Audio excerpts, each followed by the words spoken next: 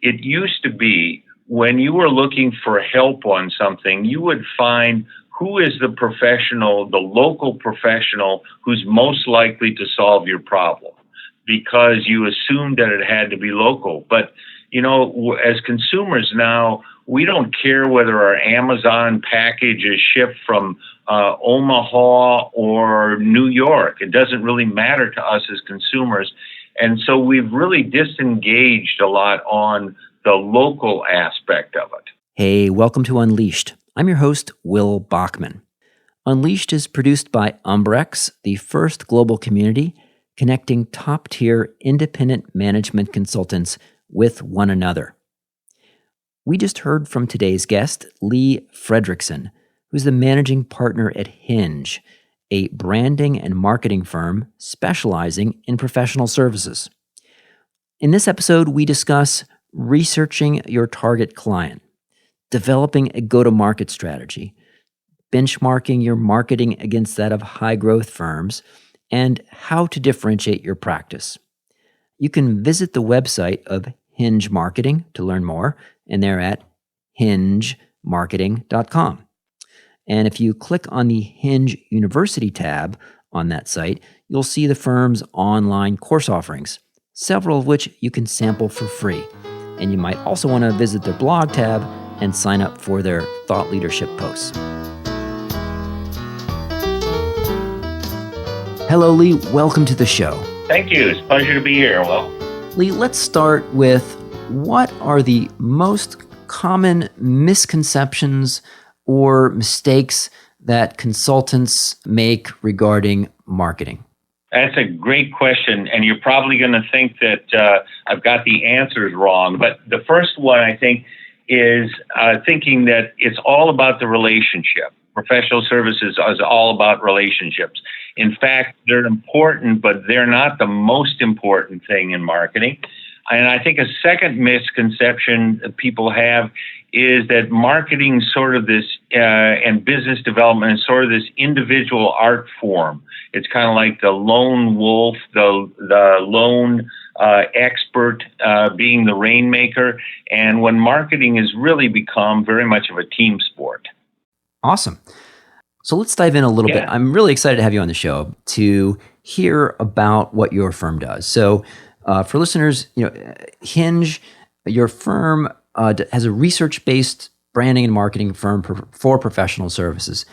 Tell us what that means. Well, what it means is that about 10 years ago, we started doing research on professional services firms, and we dedicated ourselves to working exclusively with professional services firms. And what that's done is it's given us a tremendous base of understanding. We've looked at over 20,000 professional services firms and their clients to find out what the firms that were growing the fastest are doing differently than those that aren't growing at all or just average growth. And that's what we based all of our offerings, our service offerings, and all of the things we do is based on the research that shows what works best. How did you manage to talk to 20,000 research? That is amazing. 20,000 professional service firms. Was this a surveys that they done? How have you done your research? This has been a combination of research that's been structured interviews, and we've done surveys. We've done detailed budget analysis. And I think what it really does is it's really helped us understand how dramatically professional service has evolved in the last 5 to 10 years. It's a very different marketplace than it was even 5 years ago. Dramatic changes. What are some of those changes, Lee? I think one of the most interesting ones is how it's moved from a face-to-face, geographically centered marketplace to one that is driven primarily by online transactions, and the geography is becoming less and less important all the time. And what I mean by that is that it used to be when you were looking for help on something, you would find who is the professional, the local professional who's most likely to solve your problem because you assumed that it had to be local. But, as consumers now, we don't care whether our Amazon package is shipped from Omaha or New York. It doesn't really matter to us as consumers. And so we've really disengaged a lot on the local aspect of it. And I think that's one of the big things that's changed. Companies have changed, so they're not local, they're more dispersed, and they're used to doing things online. And that really is seeped into the whole business-to-business marketplace. Can you give us some of the kind of high-level findings, having looked at all these firms and done this research? What are some of the key factors that have caused some firms to grow much faster than average? Yeah, that's a great question, Will. And those they've evolved over time. One of the things that makes a big difference is whether or not they do research and understand their target audience. We found pretty consistently that the more research you do on your target audience, the more effective and the more profitable and the faster your growth. And we believe that's directly because a greater understanding of your target audience and the specific needs helps you win more business at higher rates. So, we've all heard the old thing about you got to ask your client what keeps them up at night. Well, that's baloney. That's yesterday's advantage, asking your client what keeps them up at night. If you don't know what keeps them up at night, you're probably not going to get the business. And even better, you should be able to tell them, look, I know this is what keeps you up at night, but this is really what you should be concerned about. This is the thing that should keep you up at night because this is what's happening in your industry, and here's how it's going to impact you. That's the level of understanding that really gives you a tremendous competitive advantage. Yeah. So that's number one. Okay. Number two thing is a specialty or a differentiated focus, something that you do, that you specialize in, or that you are more focused on than your competitors. There's riches in the niches is the way people have said it. And that's really true in professional service. People will, I remember one specific thing where a client had just hired us and we asked who'd been doing your work. And he said, well, my best friend. He said, we've known each other since we were in grade school together. And, so much for the relationship. The reason he had to replace it is because his best friend couldn't solve his problems. He didn't have the kind of expertise. So if there's one thing that I would recommend you do besides research, it's ask yourself the question, where am I providing the most value to my current clients? What's the best kind of client? What's the thing that I can do best? And if you really focus your market on getting more of those kinds of clients, that really sets you up for a lot more success. Okay, that's interesting. And I'll just sort of editorialize that that's a slightly different than I've heard advice from some other experts. That I guess the consistent message that I've heard is focus is important, of really figuring out what clients you want to serve and what problems you want to work on. Some people say that differentiation is not as important, that it's not so important that you're a unique unicorn in the universe, but it's important to have a focus. But you're suggesting that it's important to really be kind of differentiated from other providers. Yeah, that's right, Will. But here's the practical thing. You don't have to be a unicorn. You don't have to be the only person in the world who could do this. But you need to be two things you need to be. One is you need to be able to have a specialty with an identifiable segment of the market. And I can talk to you in a minute about the most practical ways of doing that. But you don't have to be the only one. But what you do need to do is you need to make that expertise visible. You need to let the world know that you are this expert in this niche. And if you're an expert and nobody knows it, then, it really doesn't help you. This thing about, I think that you don't need to differentiate, I think that's kind of a phony argument. I'm sorry, I don't mean to offend anyone, but, I think it's phony because it implies that to differentiate, you need to be 100% unique. That's not really true. What you need to do to differentiate is you need to be identifiable to a client that there's a benefit of working with you.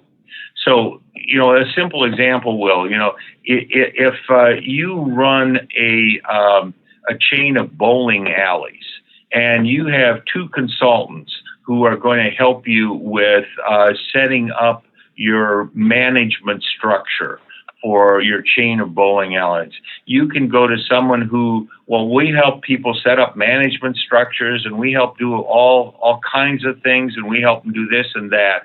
Or you got this other person, I specialize in working with bowling alley chains and I've set up 10 of these management structures. Okay, which one are you likely to go with? Okay, great. So I think we're on the same page then. So we're saying that you should be differentiated from the generalist.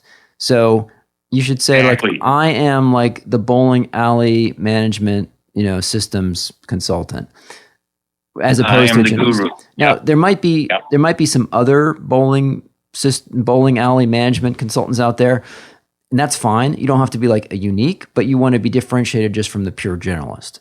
Exactly. I think that's a good way of putting it, Will. I think, and that's kind of what you do, and you find out that when you look at it that way, it makes it a lot easier to be able to do. Now, there was also one other thing that snuck in there. I use the example of bowling alleys, and I use that kind of thing to show that if you were to say, I am a specialist in helping small business, that would be better than saying I help anyone.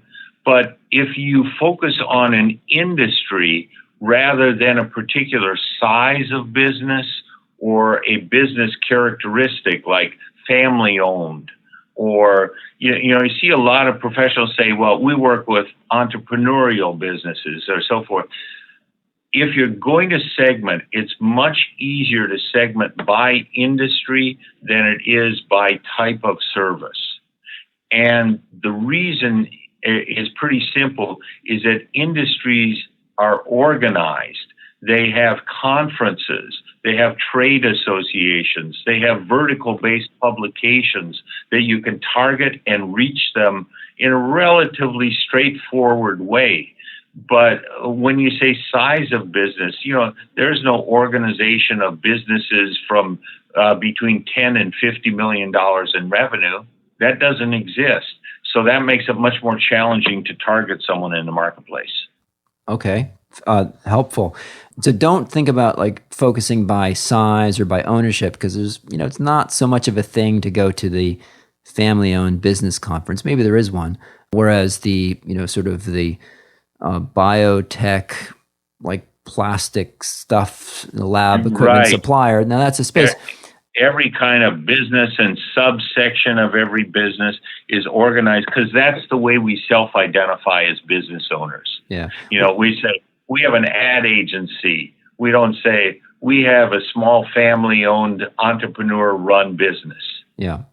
Okay. I mean, would you say, in addition to industry focus, equivalently, if you have a strong functional focus, because there's also a lot of organization around, hey, this is the HR officer conference or the supply chain officer conference, right? If you're a supply chain person, you might work across different industries, but focusing on serving that title. Yeah.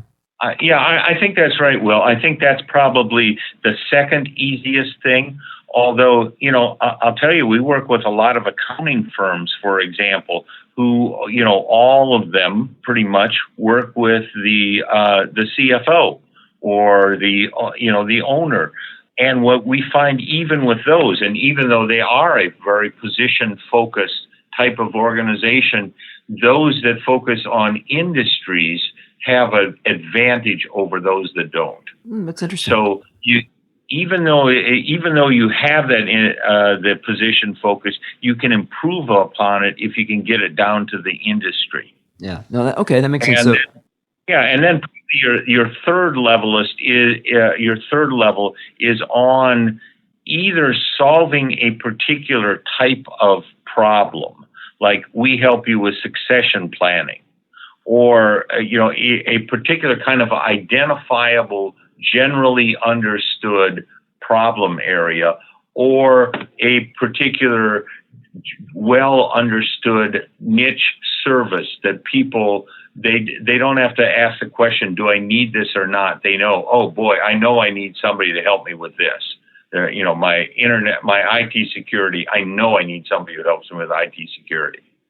So but if you do that, let's say it's IT security, there's an awful lot of people who help you with IT security. And if you are doing IT security for law firms, that's a lot more focused than doing IT security, and a lot easier to probably define potential clients.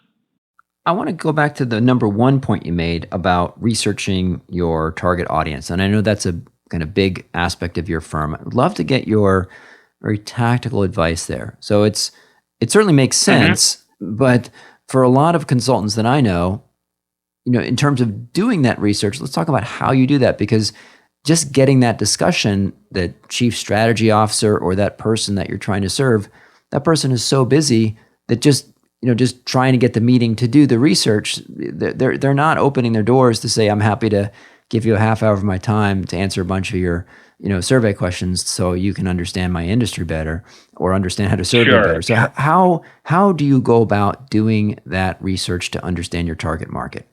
Okay, great question. First of all, understand that there's probably three practical approaches to research. The first of those, and the easiest of those, is to accumulate and organize what you already know. So, for example, if you work with people in an industry, if you're in an organization, get information from all the people that are client facing. What are the common client problems? What are the common issues? So just accumulating what you already know is really the first step in research. And a lot of people don't even do that, but it's a simple, easy to do thing. Second thing is research online and look at already existing research. There are so many studies on just about every industry and every segment that are coming out these days that just harvesting what's already known and organizing that information, that'll take you closer to understanding that industry. You'll get a lot of clues. And then, of course, the crown jewel of research is talking directly to your prospects and so forth. And that can be done in interviews. It can be done in surveys. Just a couple of tips on that is, number one is make sure that there's something in it for the person that you're researching, that you're talking to. So if you say, I want to talk to you about things that are going to help me sell better to you, it's like, excuse me, why would I waste my time on that? If you say, I'm doing a piece of research on some of the competitive strategies used in your industry, well, I'd like you to participate. And, oh, by the way, you're going to get a copy of the research before it's released to anyone else. Okay, now maybe I'd like to know what that is. I want to know whether I'm behind or I'm at where my peers are or whether I'm ahead. Yeah, I'll talk to you for a few minutes to get a copy of the research. So make sure there's something in it for the person that you want to talk to. That makes sense. Yeah. I'd love to hear about how you work with professional services firms. Tell me about a sample engagement. Maybe walk me through a sanitized example of how you work with one of your clients. Sure. There's two kinds of clients we work with. One of them is professional services firms, and then individuals through something called Hinge University. So let me first talk about the firms. The work we do, about half of the work we do is on branding and branding a firm, positioning it in the marketplace, and figuring out what is the right messages to its audience and what's the right strategy to build the visibility of your expertise as a firm. What's the best way to do that? That's about half of what we do. The other half of what we do is developing go-to-market strategies and the tools you need to execute them for firms. And oddly enough, those are quite similar in terms of what you have to do. You know, branding for professional services is not so much about the name and the logo and the typeface and the color. And, you know, those things are important. But what it's really about is, what do you want to be known for in your expertise? What are the kinds of problems you can solve? Who do you solve them for? And why do those people tend to select you? If you can answer those questions, that really forms a basis of what your brand is. You know, I tell people to just think of your brand as your reputation times your visibility. What are you known for, and how widely are you known? That's really kind of the centerpiece of what a professional services brand is. Tell me a little bit about the second piece, about how you help develop go-to-market strategies. What's even sort of the menu of options that you think about when you talk about go-to-market strategies? Yeah, exactly. Okay, so going to market strategy is kind of a three-stage process in developing it. The first stage is, once we understand what markets are we trying to go after, we start out with a piece of research that's focused on understanding your target market better. We're asking questions like, what are the big issues facing your company? And how relevant is the kind of firm that we're researching? How relevant do you see those to solving some of those issues? And who do you see as the competitors? And how is the firm we're researching different than those competitors? And for people who are clients of those, what were the key considerations when you were selecting them? Where did you go for background information? What conferences do you go to? What blogs or podcasts do you listen to? What social media do you use for work? And you can see you're building up a profile of your best target clients. And that tells you a lot about what you should be talking to them about, because after all, the issues that are important to them, you want to understand how your services are relevant to solving some of their most important issues. And once you make that connection and you know where they go for information, do they go to LinkedIn? Do they Google something? You know, if they're Googling it, that tells you, hey, SEO is going to be pretty important for me to get in on this conversation. So that research allows you to really understand your target buyer and what are the channels that you're going to go to be able to reach them, and what are the things that you want to talk about to make them interested in working with you. So that's the first part of developing a go-to-market strategy.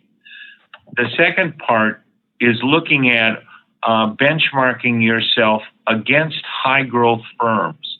What marketing techniques are you using currently, and which ones are working and which ones aren't? And how does that compare to what the high-growth firms are?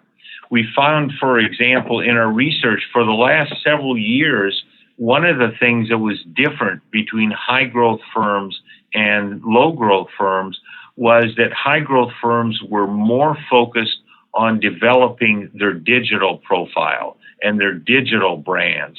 And that really gave them a competitive advantage, because the low growth brands were sort of saying, well, I don't know if I need to do it. You know, it's all a relationship business. It's all about who you know. And I never got a client off my website. So they've been going around assuming that wasn't important to develop with clients, where they couldn't be more wrong. It's actually pretty essential to that. So that's the second thing we look at, is where we benchmark your marketing approach. And then the third thing we do is we overlay those and we ask the questions: what are the things that differentiate your firm? You have to be clear about those. What's your positioning? How are you different than competitors? And who is your target audience and how do you help them? What are the issues that you should be writing about? The ones that are relevant to your clients and relate to services that you can offer. What channels should you be using? Because that's where your clients are looking for information. Which conferences do you need to be at? Which social media do you need to be on? Which blogs do you need to have guest posts in? Which topics are most of interest? And what is it going to, and how frequently do you need to be able to doing that to turn that into a practical marketing calendar? So long answer, I'm sorry, but those are how you actually get to a marketing strategy that you can believe in, that you can relax about. You don't need to be second guessing, like, is this the right thing to do or not? Should I be blogging or not? Should I be doing webinars or not? You get those questions answered for you. Yeah, no, fantastic. Very helpful set of questions to think about.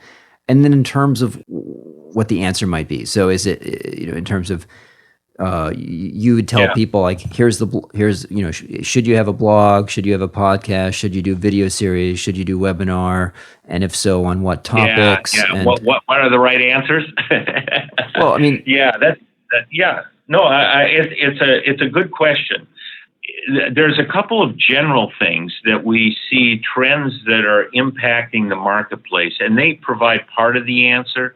And then there is some specific industry differences that kind of round it out. So on the big picture thing, we know, for example, that if you look at where people go, what resources they choose when they're first researching an issue. The way professional services usually start out, you got a lot of people telling you, hey, you should do this, you should do that, you should do the next thing if you're running a company. And, you start out saying, is this something I should really worry about or not? That's kind of your first level of research, how you look into an issue. And what we find is, when it used to be heavily, I'd go to a conference, or I call up a buddy, it's really becoming much more digital. So the top things are, I Google something, I looked a podcast or an article, I'd listen to a webinar, then it gets into about it. So when you add all those things up and what people do, it turns out about 70% of their effort is focused on digital channels, and about 30% is focused on traditional channels, like calling up a friend, going to a conference, those kinds of more traditional face-to-face approaches. So that, overall, and interestingly enough, that's how they go about researching it. And then when you go down to all the way to evaluating service providers, which one of these firms am I going to work with? As it turns out, about 70% of that is also digital. So people are much more likely to look up your firm, look at your website, Google your firm, look you up on social media, even more likely than they are to talk to your references that you provided, that you work so doggone hard to line up and to coordinate that. Only about 55% of the time do people do that. Do they actually talk to them? So in general, it's digital. That's the big headline. Now, the specifics of a market, you find that out by the question you ask. Where do you go to search? And, you ask 10 people within your marketplace, and you look at what conferences they go to, you're going to get a pretty good idea where the center of gravity is. And, for some sub-segments, let's say you're going to the educational marketplace or the non-for-profits, you're more likely to see them on Facebook than you are. Whereas you're going to more general business, they're more likely to be on LinkedIn, for example. And some segments of market are more likely to be like webinars. For example, if you're going after technology companies, they're very much oriented towards webinars, whereas some are more traditional and they're more face-to-face conferences. So that's the level where you take the general information and you get it right down to, okay, what about my audience, my target audience? Where are they? And then once you come up with that plan, does your firm also work with consultants to help in kind of execution of saying, hey, your website is not very digital savvy, and help them rebuild that? Or do you kind of refer people to a list of suggested providers? What kind of digital assets should people be thinking about? Sure. We do offer that help in terms of building the tools that you'll need. Websites. We have all sorts of your brand identity, your logo, marketing materials, pitch decks, templates for proposals. All of those things we build on a daily basis. These are the kinds of tools that our clients need. And we also offer assistance in implementing. Part of that involves training if people need it. Sometimes we will outsource it. We'll help run individual marketing campaigns for you. So we're full service in that we help you with the strategy, the tools, and the implementation. But we're very niche focused in that we only do this with professional services firms. Got it. Let's take a moment and talk a little bit about Hinge University. I'm curious to hear about that. Why don't you tell me exactly. Yeah. Well, and in other words, why would you have a university?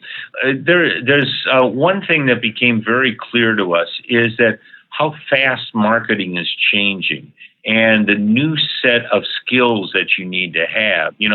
Last week it was enough if you knew SEO, but now you have to learn Google Tag Manager. Like, what the heck is that? Is that relevant to me? How do I use it? How do you get that education if you're in professional services? And we found that because professional services are so unique, they're so different than like selling shoes or vacation packages or baloney. This is a different kind of a sale, and it's a different kind of a relationship. So what you need to do to sell professional services is kind of unique, and you have to be able to really focus in on that aspect to make it work. Okay. Now, what sort of courses? And so we got to courses like on becoming a visible expert. How does an individual practitioner make their expertise visible to potential clients? How do you go about doing that? So we developed a course that walks you through that. We've also developed quick overviews. A lot of times busy professionals, they just need something like, I need to know a little bit about this. Is this something I should even concern myself? I don't want to spend hours and hours researching, but give me a 10-minute overview of how to write a good blog post. So we have those kinds of overviews. And then we have little how-tos in there, like how do I set up my Google tracking? What is the right way to do my bio? What kind of a bio should I do? Little how-tos that you can do in just a few minutes. So we've not only developed the university that has the content, but it also has the formats and the organization that really fit into a busy professional's life. Fantastic. And I see that there's also there's some books on there. There's some video courses, some executive guides. Yeah, and I think probably the coolest part is we also have a whole section that's free called the Free University, where you can get background on some of these things, executive guides, webinars, and overview. All of it's free. So if you're not sure whether or not you want to make a commitment to be involved in this, you can get some free information, and that never hurts. Great. You mentioned becoming a visible expert. Give us some of the highlights there of some of your key recommendations. Yeah, it's really one of my favorite because it's sort of the foundation that firms are built on. We talked a little bit. I kind of poo-pooed it being all about the relationship, but if there is one thing that professional services is all about, it's about expertise. That's really what they're hiring you for. Can you solve my problem? Have you done this before? Do you understand my industry? Do you understand what the challenges I'm facing? Can you solve it for me? That's what they're buying, is the expertise. And when people ask you, what's your experience? What kind of education have you had? Have you done this before? How would you approach this? They're all stand-ins for gauging your expertise, your ability to solve the problem. So the key is when you meet someone, you have no idea what their expertise is because it's invisible. Expertise isn't something you can see. It isn't a product you can show someone. Here's a gauge and a switch and a toggle, and it shows you what I can do. So you have to somehow find a way to demonstrate that to people. And that's usually done by speaking engagements, by things you write, by a webinar or seminar you give, by giving helpful information. You give people a sample of what you can do and a sample of how you can help it. I use the analogy, it's like that retired person they hire to stand at the end of the grocery store aisle and hand out little samples to you. That's that's what you're doing metaphorically. You're giving people a little sample of what it's like to work with you. Now, I've heard people poo-poo that about I don't give my work away. I don't want to give my work away. And look at if your understanding of a topic is so shallow that by giving a person, by consulting once with a person or doing a one blog post or an article about what you do, if that consumes all of your knowledge or understanding, you better find a different line of work if that's all the deeper your expertise is.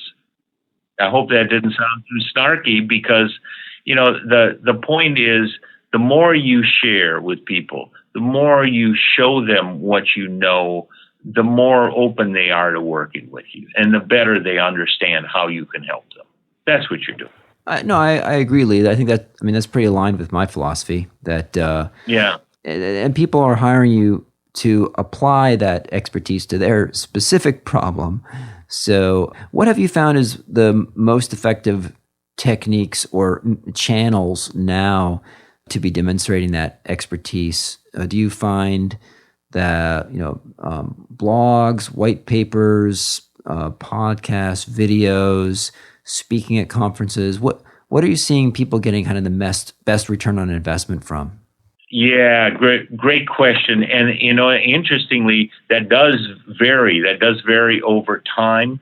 But I would say probably now your most efficient kind of thing are blogs, webinars, and podcasts tend to be the most efficient because those are things you can do once and they can work for you repeatedly.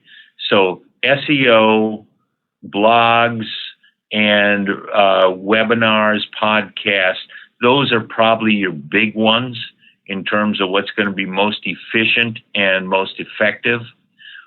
When it comes to deepening your interaction, there are samples like a free consultation, engagement in a webinar, doing assessments, preliminary assessments. Those kinds of things are the ones that really deepen their understanding and deepen the engagement with a client. So I think those tend to work more mid or lower funnel. And of course, having good case studies that you can walk through a story on are always effective. There are always effective ways of doing it.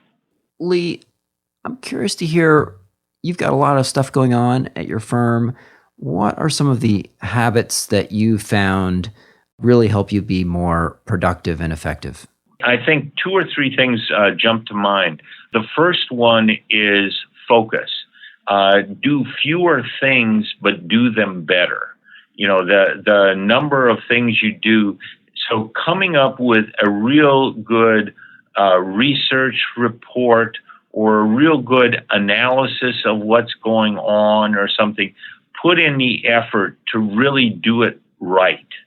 And then once you've done it right, I think the second thing is to you distribute that thought, that leadership, that quality piece you've done through as many distribution channels as are used by your target audience. So if you do a good thought piece, don't just do a blog post, turn it into a webinar, turn it into podcast, turn it into a guest post in another thing, turn it into a speaking engagement, then turn it into a second webinar and a second thing. So few things, do them well, and do a lot of repurposing and re-promotion of your best content, I think are the things that save the most time. I'm also a real big believer in having a routine and trying to stick to it.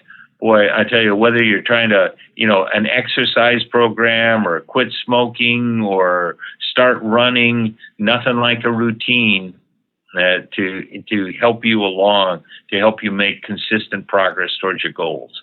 What are one or two books that you have most frequently recommended or gifted to other folks? They don't have to be business books. Okay if they are.